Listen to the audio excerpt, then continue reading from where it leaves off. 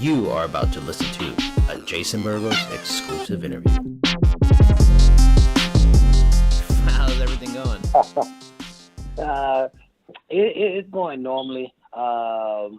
It's definitely a good time to be a fighter, being a part of this 2018 inaugural season and being a part of the, middleweight finals. That was definitely my goal. So I'm where I want to be right now. Now, let's start off with the John Howard fight. It got really tense in there after the knee you threw was deemed illegal, and the fight seemed like it might end in a disqualification loss for you. First, after the knee, which seemed meant for the body and accidental, and things start to play out with Howard laying down and seeming unable to fight on. What was running through your mind at that time? It was, I had watched the previous PFL, and I know, we train all the time, so when you land something hard, or if it just grazes, and that was definitely a grazed knee, and I had already pummeled him, so I'm thinking like, Howard's he's a legend, he's a tough guy, so I'm thinking he's gonna milk it for the injury time, and and then we can move on. And then when I noticed he was hitting him with the I can't continue line, I'm like, come on, not right, not like this, yo. It was a little heartbreaking, which is absolute truth.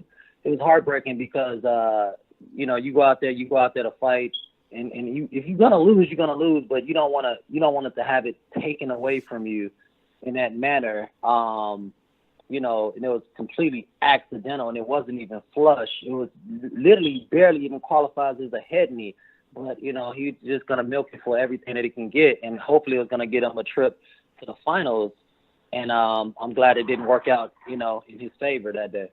Do you feel like it's almost like, because you said he's a tough guy, it's almost surprising that he would game the system in a way, but is it almost understandable considering, for all of you, a chance to win $1 million, you might do anything to get that money? Yeah, don't get it twisted. If I was in his predicament, I'm down 2 rounds, and it's not looking good, and I've already previously fought that day to, to make matters even worse. You know what I'm saying? So it's a human thing to do. Hey, so I don't blame him in that sense, because if the shoe was on the other foot, I probably, I might have played the same card my damn self. It felt like there was a lot of confusion as they try to figure things out. When you were announced as the winner, what were your first thoughts? And were you kind of like resigned to the fact by the time they started to announce it? Because it took it felt like forever to decide it. It was literally 14 minutes in a few seconds. So, that was a very long time. Yeah.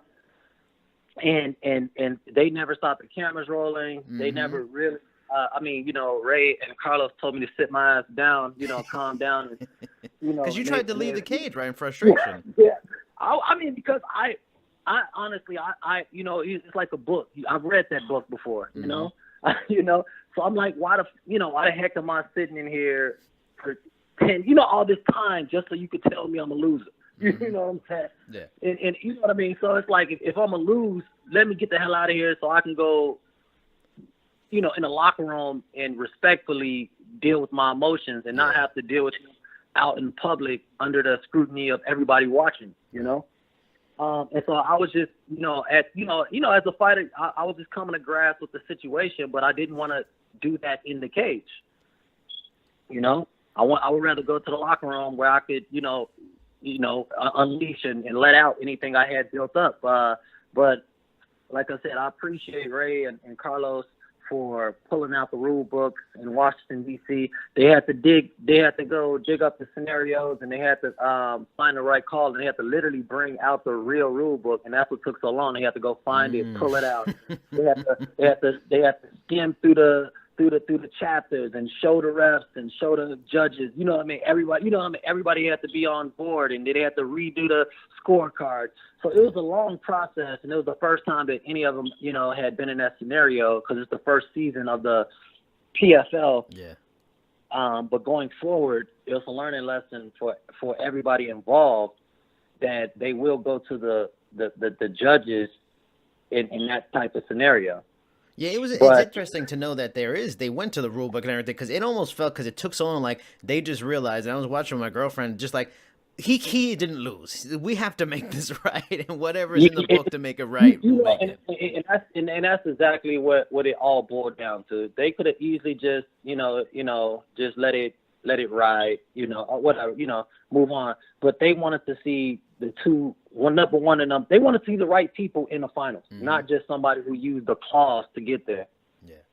Now, for your finals opponent, Abus Magomedov, give me your analysis of his skill set. What have you thought about his performances during the season and the playoffs? I mean, he came in as a dark horse, because honestly, Shamil was the man everybody was watching, and everybody was anticipating was going to be the front runner of the PFL 2018 season. I was actually, they was an afterthought, and I'm like, wow, really? I fought for the last WSOF title. I lost the branch, but I'm like, you know what I mean? In a sense, it's like I should be the front runner, but for whatever reason, the spotlight was on Shamil. I'm not going to hate on that. I just know that when the time comes, me and him was going to fight. But for whatever reason, he had to pull out, so he was completely gone. But Abus, and then even his performances wasn't what the people expected. They were decisions when people thought that he was going to be doing what Abus was doing. And Abus, Benny, Ray, Cooper, those guys put on an effing show, man. Those guys, they deserve every inch of spotlight they're getting and a little bit more. Abus, he finished two tough guys. He finished one. I fought Gonzaga, whatever. But Abus, but it was an early stoppage in that one. And if you ask me the honest truth, when I fought him, I didn't think it was an early stoppage. But when he fell against Abus, they jumped in there so fast. But I honestly don't think he should have been in there so soon, because I definitely flashed KO'd him when I finished him, and woke him back up. And then I'm like, man, he's back in there 5 weeks later, So, and I know if because he went out, got woke back up, and he's such a fighter that it didn't really matter. And when he got dropped against Abus, as soon as he fell, they stopped the fight. I dropped him in the second round the same way. He fell the same exact way, and still almost came back and finished me at the end of that second round. So I know that he was not done fighting, and that was an early stoppage. But against Abus' fellow Russian, they pretty much played butt tag for the whole fight. But against Sai and him, they had a war, an unexpected war. I'm not saying that Sai was a soft competitor, but Sai definitely not known for his grappling, and Abus had to dig really, really, really deep to win that fight. I mean, yeah, Abus actually told me, I interviewed him last week or so, and he told me he was surprised to see Sai there. Like, what do you feel is the dangerous aspects of Abus's game? His range. His range. He uses his hands to keep his distance. He knows where he wants to fight at, and he keeps you there. He has he's very agile. And he keeps you watching him instead of whooping his ass, and I'm not doing that. I'm going to whoop his ass. I'm intrigued that you didn't you don't seem too impressed by his wrestling, and he's from Dagestan. He's been wrestling since he was a kid. He even does wrestling in the Bundesliga in Germany, like the wrestling league they have there. Do you feel, despite he has some solid credentials, your credentials and your wrestling background is much better than his? No, a lot of people get the wrestling credentials and this and that. They always try to even, in a fight, in MMA fighting and MMA wrestling is different. We're not just only wrestling, we're punching. So you have to be able to put it together in a manner that that's gonna fit your style. And for him, his style is more of a striking style. And he hasn't really faced anyone like myself this tournament, so he hasn't faced a wrestler like me. And I don't know his really, I've never really watched him wrestle. But I could tell you, I watched the Sai fight, and he missed quite a few submissions in that fight. And like I said, Sai was scrambling all over the place, and Sai is definitely not known to be a wrestler, So it wasn't like his wrestling was super dominant in that fight. Me, on the other hand, I'm gonna put you on that floor and I'm gonna pound your face in. And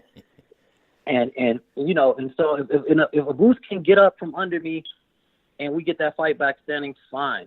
But I know one thing for sure, he's not going to hold me down for 5 rounds or whatever. And so I don't expect for him to even try. He might try to rely on it if I crack him a couple of times. Mm-hmm. But then again, I have a hell of a guillotine. So as he shoots, that might be the end of him too. Now, when I asked him about you and your skills and what makes you, he said, you're a guy that seems comfortable in any situation. You're a veteran, and you have unorthodox striking, but you have power from various angles. However, when asked what was the decider between us, he felt that his youth and his hunger separated him from you and would get him to win. What are your thoughts? Is he hungrier than you? No, I'm never gonna. I don't know what that man is eating or not eating, so I'm not gonna say if he's hungrier than me or not.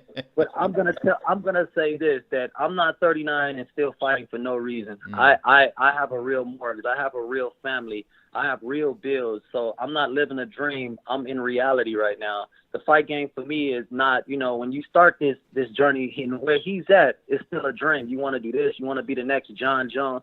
I'm not in that world. I'm in a world where this is the opponent in front of me, and I got to go destroy him. So all that, the intangibles, like he said, I'm gonna hit him, and he hasn't really been hit. Not the way I'm not the way I'm planning on hit him. Mm-hmm. And if I don't hit him, and if I hit him hard enough, he's gonna take a bad shot, and I'm gonna put him away.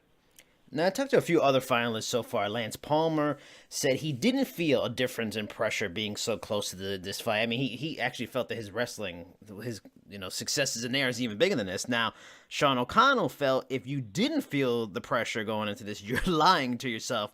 Do you feel any added pressure? And what have you worked, considering you've worked so hard and you're right at the doorstep of what you've been working 6 months for? See, I'm honestly, I'm kind of siding more with Lance Palmer because it's a fight. Mm-hmm. The reward, the prize, we're going in it now. It's a 5-round fight, so it's more rounds. But everything that you receive after the fight doesn't matter. You can't, you can't go into this fight worrying about, oh, I'm going to lose $1 million. Oh, I'm going to lose the belt. You got to go in there and fight with everything you got to beat that man. Now, if during the fight you got to dig deep and remember what you're fighting for, that's a different story. But going up into the fight, I'm not stressing. I keep, even in my camp, I'm telling people, don't mention that. I'm fighting for the belt. I'm not fighting. The money. We all got into this fight game to make money, so the money is nothing special in that sense. I'm going to be a world champ, for the 2018 first PFL season. So for me, especially at my age, and especially because the last time I had the same opportunity in the same venue on the same date, I fell short. For me, it's a different passion. It's a different struggle. For me, it's not the $1 million. For me, it's redemption. Now, last time we spoke, we talked about using your winnings to bring change back in Chicago, because if you mentioned, if you have the money, people aren't going to care what you have to say, and if you don't, they don't listen to you. So close to the $1 million. Have you noticed a difference in your status back at home because of what you've accomplished so far and what you may be accomplishing in a few weeks? Yeah. You always get the people who haven't reached out to you in forever. I get announced. I'm looking at my phone half the time. Half the time, I don't know if it's a bill collector or somebody just, So I'm real skeptical about about what I actually even missed a couple interviews because of that same reason. Because just people have your number, they want to call. If you find yourself looking at the phone like, who is this? Right. And you don't pick up, and you miss. Sometimes you miss some calls, but and then sometimes you pick up the phone and it's somebody you barely even know. I'm like, how'd you even get my number? But, you don't want to say that. You just find a reason to get off the phone Yeah. and wish them well, and thank them for the call. But at the same time, I've been a pro fighter a long time. You could have been put that call in. Don't wait until you see money by my name to call me and wish me well. In a sense, it's like people try to put their bids in. Oh, no, this has been a long journey. There was 4 fights before this fight. If you didn't ring my phone before now, don't start now. Now, last question. Every fighter in the finals has talked about how this has been the best year for them financially because of being so active with the season, the format, and everything. Has this also been your best year financially? And if it has, even if the UFC came calling, would you prefer to stay in the PFL next year because it has been so good for your bank account? This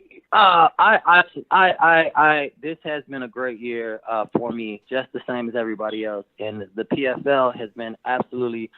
I mean, I've done my part. Don't get me wrong. Because coming into this season, like I said, they wasn't rooting for me, but and honestly, they've apologized for that. Right. They literally came and shook my hand and told me, I know, how when you're not the teacher's pet. Right. When you're not the teacher's favorite and this and that. But they've come and they was like, yo, I have counted you out time and time again, every time, and I've listened to the interviews that some of the CEOs and presidents make too, I listen to their stuff and they never, some mention me, Carlos always, Lewis Taylor, but they've come and they, but my point at the end of the day is I've won them over. And so hopefully, I'm not a stepchild going into 2019 and, they give me some extra bread, pay me right. And, everybody wants to get paid, win or lose, I want to feel like, cause the thing is they're signing new people to 3 times of what course. they're signing new people 3-4 times to what I've been paying, but I've been on the roster since, WSOF, 2-3 years to WS. So when you got to sit there and watch new person after new person get built up, above you, it sucks. So all I'm saying right now is, I love PFL, and I'm hoping that going forward they view me not as just some stepping stone, but somebody who they want to keep around.